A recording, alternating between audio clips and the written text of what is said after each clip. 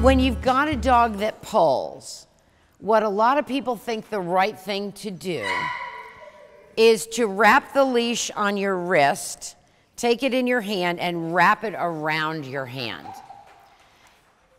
This will get you a broken wrist, broken fingers. If your dog is very powerful, it'll also get you a broken nose because you're gonna do a face plant, okay? So this is bad. And believe it or not, you have less control.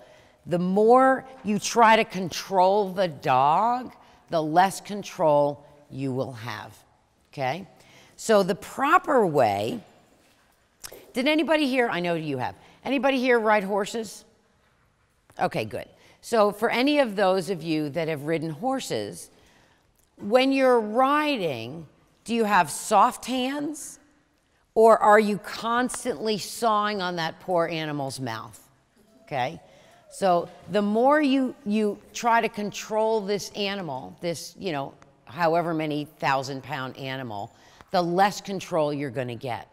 Because then you're teaching the horse that no matter what they're saying, you're not listening. And you essentially give them a hard mouth where they won't listen to any of your cues whatsoever. And then you get to harsher bits, and then you start using spurs and whips and all this other stuff that's it just escalates and escalates and escalates. And it's the same with dogs. The more you try to control the dog, you know, and force them to be right here, the less control you're going to get and the less they want to be with you. And then you have no way to communicate. So what you want to do is this. I don't care what size dog you have, how strong they are. This, close your hand. Put your hand at your belly button. Put the other hand on top of this hand. Okay? This is the only position that works. This doesn't work. This, because people will do this and there's still a death grip on the dog, okay? So none of that works. The only one that works is this. Now, I call this lock and load, okay? I don't know why I call it that. I just had to name it something. So it's called lock and load. Now, if you need to lock, load, and stand still, depending on the size dog you have, you spread your legs, you bend your knees, back straight. It's a classic stance for water skiing.